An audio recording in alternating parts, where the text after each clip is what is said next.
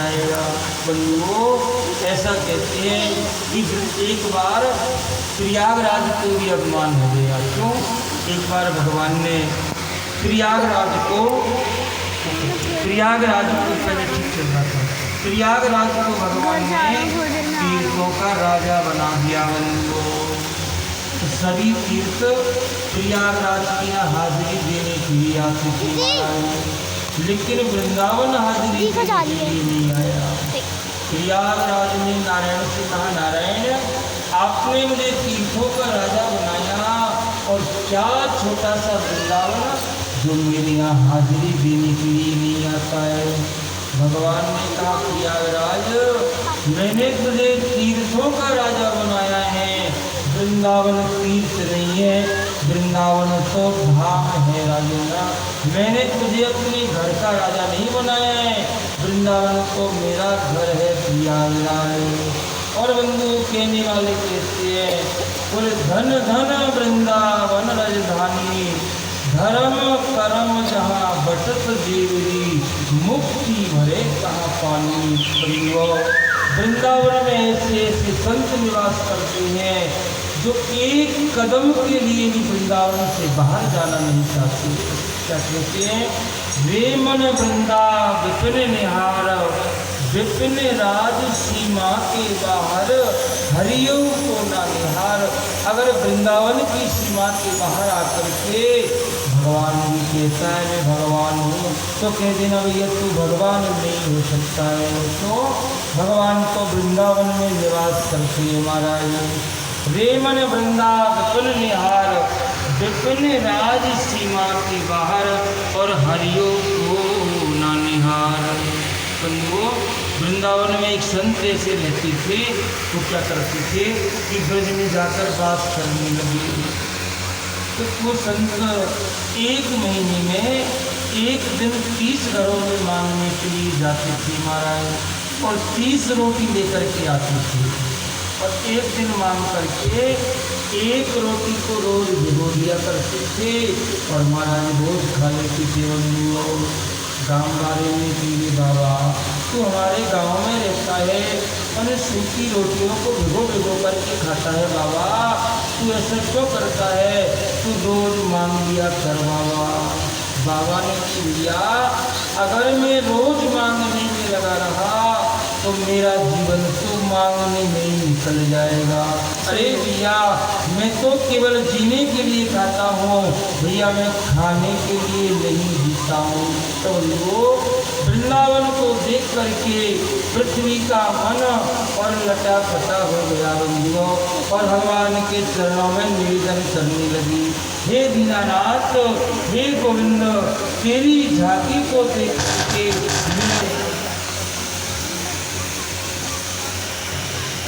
और गुरुदेव सुखदेव कहने लगे, राजा यहाँ 5 संतान हुई महाराज, 2 पुत्र हुए, प्रियव्रत और उत्तानपाद, और 3 पुत्री हुई महाराज, आकृति, देवहूति और प्रसूति। बंधुओं प्रेम से निवास करने लगे। बंधुओं 5 पुत्रों को आनंद से अनुभव करा रही है। गुरुदेव कहने लगे, राजन जो महाराज बोलू है उन्होंने अपनी कन्याओं का विवाह कर दिया। 3 कन्याएं, जो आकृति नाम की कन्या हुई उसका विवाह रुचि नाम के प्रजापति के साथ में कर दिया। दूसरी कन्या प्रसूति नाम की कन्या हुई महाराज, जिनका विवाह प्रजापति के साथ में कर दिया। तीसरी कन्या देवहूति नाम की कन्या हुई महाराज, जिनका विवाह एक 8 गुरुदेव ये बात की थी, कोई बात नहीं, लेकिन गुरुदेव दूसरी बेटी प्रसूति का विवाह दक्ष नाम के प्रजापति के साथ में किया, ये भी ठीक है गुरुदेव। लेकिन गुरुदेव आपने क्या कहा कि तीसरी बेटी देवहूति का विवाह और करदम ऋषि के साथ में किया। गुरुदेव एक बात बताऊं गुरुदेव, ये देवहूति तो राजकुमारी थी और करदम एक ऋषि थी। गुरुदेव एक राजकुमारी का विवाह एक ऋषि के संग कैसे संभव हो गया गुरुदेव, आप वर्णन करके श्रवण कराइए। गुरुदेव सुखदेव कहने लगे, राजन्ना जो करदम नाम के ऋषि थे, ये एक दिन सरस्वती नदी के किनारे तपस्या कर रहे थे। महाराज ही प्रजा सृजेति भगवान और करदमो ब्रह्मणोदिता सरस्वत्याम तपस्ते सहस्राणाम समादशा। करदम ऋषि ने सरस्वती नदी के किनारे पर 10,000 वर्ष तक तपस्या की। महाराज है भगवान प्रकट हो गए, करदम तेरा विवाह पक्का रहा। करदम ने जैसे देखा, नहीं नारायण, हम विवाह करने वाले नहीं है नारायण। भगवान ने कहा, करदम मैंने तो तेरी सगाई पक्की कर दी है, अब कोई बात नहीं नारायण, अगर आपने सगाई पक्की कर दी है तो मैं विवाह को कर लूँगा। लेकिन करदम ने कहा, महाराज मेरी एक शर्त है। क्या शर्त है? करदम ने कहा, बोले मैं विवाह तो कर लूँगा, लेकिन नारायण तुम्हें मेरे यहाँ बेटा बन करके आना पड़ेगा। भगवान ने कहा, करदम मैं तो तुझे छलने के लिए आया करदम, लेकिन तूने तो उठा मुझे छल दिया करदम। करदम चिंता ना कर, आज के तीसरे दिन महाराज मनु और महारानी शत्रुपा अपनी बेटी देवकी को लेकर के आएंगे और तेरा पानी ग्रहण संस्कार कर देंगे। अब तो करदम धीरे धीरे अपनी कुटिया पर चला गया, घास फूस की कुटिया थी, और तीसरे दिन प्रतीक्षा कर रहा था, आज तो मेरा विवाह होने वाला है। और जैसे ही देखा सास ससुर अपनी कन्या देवकी को लेकर के आ रहे हैं, और जैसे ही आने लगे तो करदम विचार करने लगा, रे मैंने कन्या को तो देखा ही नहीं है। एक बात बताएं, आजकल कन्या देखते हैं तो कोई बड़ी बात नहीं है हमारा है। इसका मतलब इतिहास ये कहता है कि पहले ही कन्याओं को विवाह से पहले देखा जाता था हमारा। तो करदम ऋषि कहने लगे, बिगर कन्या को देखे तो मैं विवाह नहीं कर सकता हूँ हमारा। एक बात बताएं, करदम ऋषि तो आजकल क्या देखते हैं, आजकल तो रंग और रूप देखते हैं बंधुओं, और पहले कन्या के अंदर गुण देखा जाता था महाराज। आजकल की तो क्या बताए महाराज, आजकल तो ऐसा होता है जैसे दो वकील बहस करते हैं ना। एक उदाहरण से समझे आजकल कैसे देखते हैं। एक लड़का लड़की को देखने के लिए आया, दोनों बैठे थे महाराज।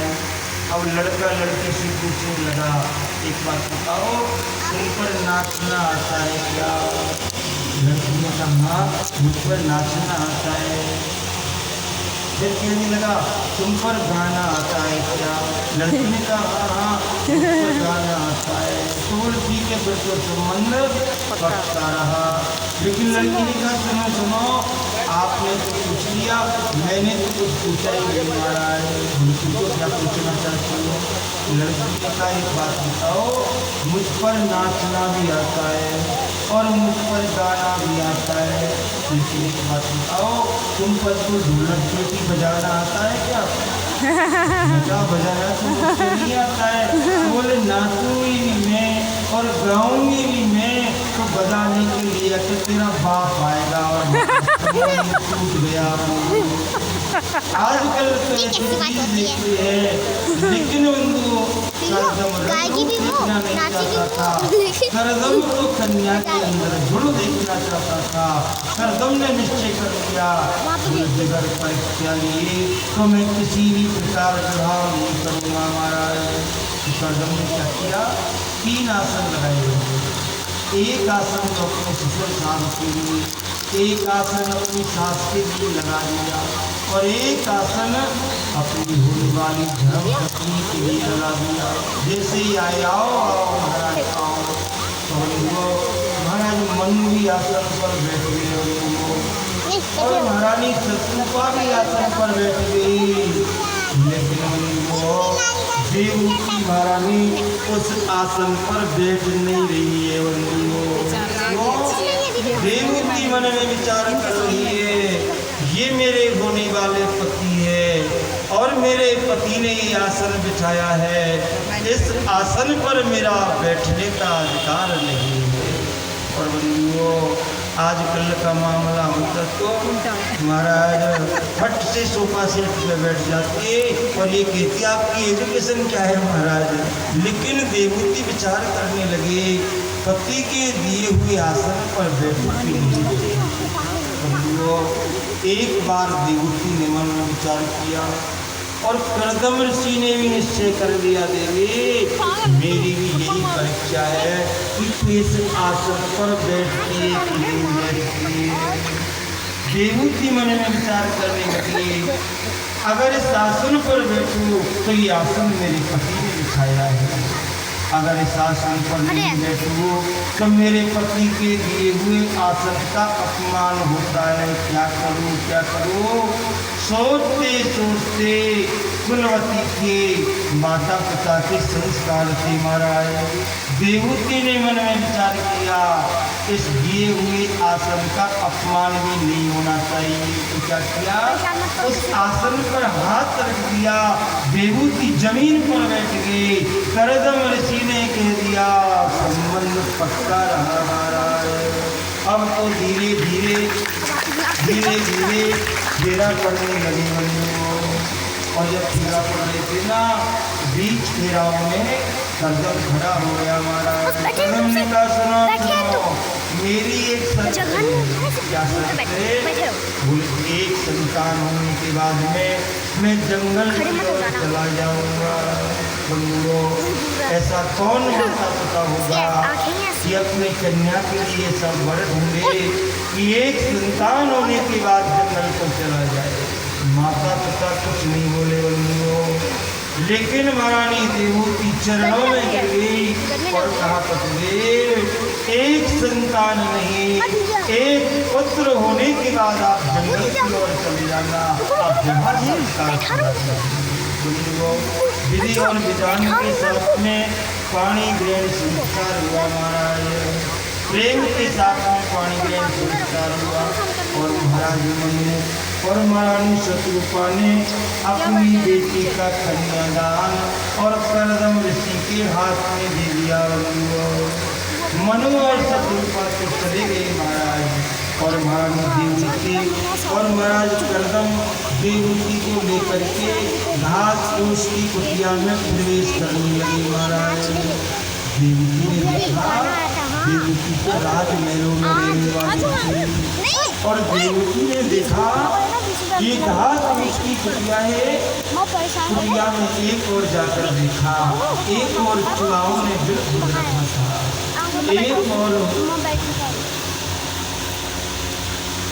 एक और चिड़ियाओं ने घोंसला बांध रखा है महाराज। एक कोने में बिल्ली बैठी हुई है। देवहूति ने कहा, महाराज इन चुहाओं ने बिल्कुल रखा है, अगर आपको बंद कर दो। नहीं देवहूति, ये चुहा इस कुटिया को अपनी कुटिया समझते हैं। तो महाराज ये चिड़ियाओं का घोंसला लगा हुआ है। अरे देवहूति, ये चिड़िया भी इस कुटिया को अपनी कुटिया ये समझती है। तो बोले, महाराज एक कोने में बिल्ली बैठी हुई है, इस बिल्ली को निकाल दो। नहीं देवहूति, ये बिल्ली भी इस कुटिया को अपनी ही कुटिया समझती है। तो इतना जब कर्दम ऋषि ने कहा तो कर्दम को देवहूति को क्रोध आ गया महाराज। देवहूति ने कहा, पतिदेव ये बिल्ली भी अपनी कुटिया समझती है, चूहा भी अपनी कुटिया समझते हैं और ये चिड़िया भी अपनी कुटिया समझती है।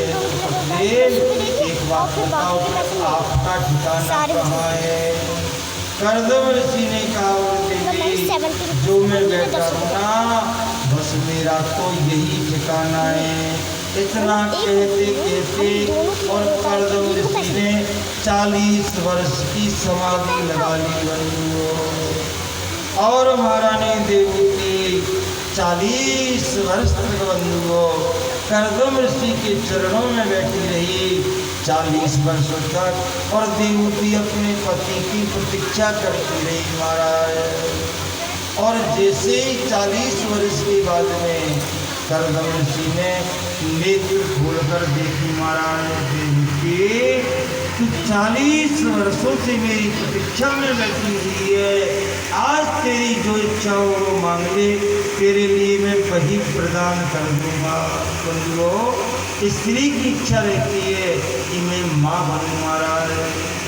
आज कर्दम ऋषि ने अपनी तपस्या से एक ऐसा विमान बनाया उनको, जिस विमान में विशाल महल का निर्माण कर दिया, जिस विमान में नाना प्रकार के पलंग बिछे हुए हैं, नाना प्रकार के सरोवर बन रहे हैं, अनेक प्रकार के वृक्ष लगे हुए हैं।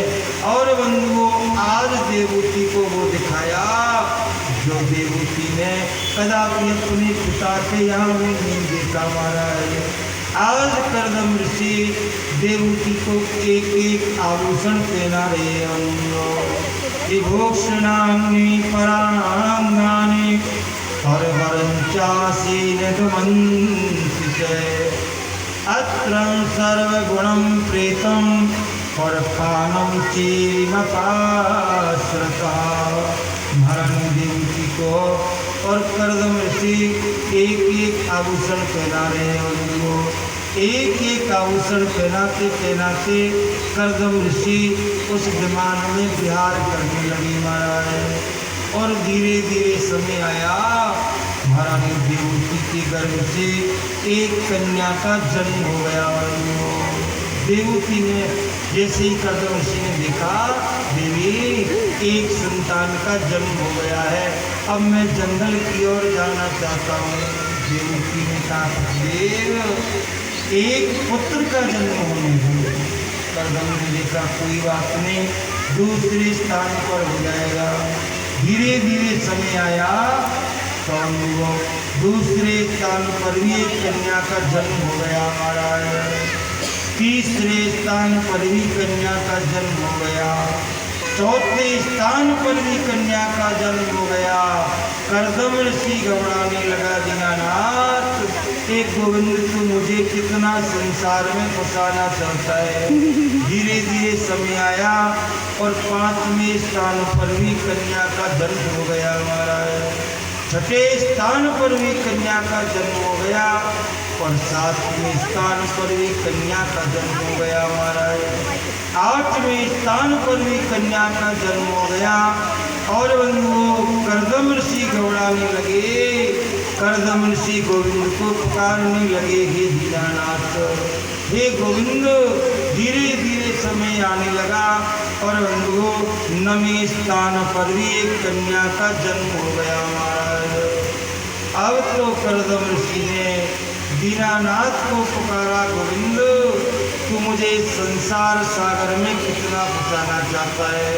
जब कर्दम के नेत्र सजल हुए, आकाशवाणी हुई, कर्दम अब मैं तेरी पत्नी के गर्भ में आ रहा हूँ। और महाराज 10वें स्थान पर महारानी देवहूति गर्भवती हो गई। धीरे धीरे देवहूति के चेहरे पर प्रकाश छाने लगा महाराज। गर्भ से वेद मंत्रों की ध्वनि आने लगी और धीरे धीरे महारानी देवहूति के गर्भ से और 10वें स्थान पर भगवान नारायण कपिल देव का प्रागट्य हो गया। बोलिए कपिल देव भगवान की जय। एक बात बताओ, सबसे पहले देवहूति के यहाँ 9 कन्याओं ने जन्म लिया। ये 9 कन्या कौन है? ये 9 कन्या कोई साधारण कन्या नहीं है, ये 9 प्रकार की भक्ति है। अगर जीव को परमात्मा को प्राप्त करना है तो अपने जीवन में इन 9 प्रकार की भक्तियों को अपनाना होगा महाराज। कि श्रवणम कीर्तनम चेरे और स्मरणम पाद सेवनम अर्चनम वंदनम दास्यम और सत्यम आत्मनिवेदनम। ये 9 प्रकार की भक्ति है। और बंधुओं, जिसके जीवन में ये 9 प्रकार की भक्ति आ जाती है, उसके जीवन में तो नारायण को आना ही पड़ता है बंधुओं। आज 10वें स्थान पर भगवान कपिल देव ने जन्म लिया। अनंत आकाश से पुष्पों की वर्षा होने लगे, गंधर्व गान करने लगे। अब सुनाएं नृत्य कर रही है महाराज। अब तो करदम ऋषि अपने बालक की परिक्रमा कर रहे हैं महाराज और कहने लगे देवूति, अब तो मैं जंगल की ओर जा सकता हूँ देवूति, अब तो पुत्र का जन्म हो गया है। देवूति चरणों में बैठ गई पतिदेव। जब तक पिता अपनी पुत्रियों का विवाह नहीं करता है, उसे बन जाने का कोई अधिकार नहीं है महाराज। करदम ऋषि ने विचार करो हे भगवान, 1 वर्ष में एक कन्या को ब्याह करूँगा तो 9 वर्ष तो लगी जाने महाराज। करदम के मन में चिंताएं होने लगी बंधुओं। एक दिन क्या हुआ, ब्रह्मा जी को पता चल गया। ब्रह्मा जी ने सुना कि करदम ऋषि के यहाँ और भगवान नारायण का अवतार हो गया है। तो ब्रह्मा के 10 पुत्र थे, एक पुत्र साथ में नहीं रहता था जिसका नाम था नारद। ब्रह्मा जी महाराज 9 पुत्रों को अपने साथ में लेकर के और करदम के यहाँ भगवान का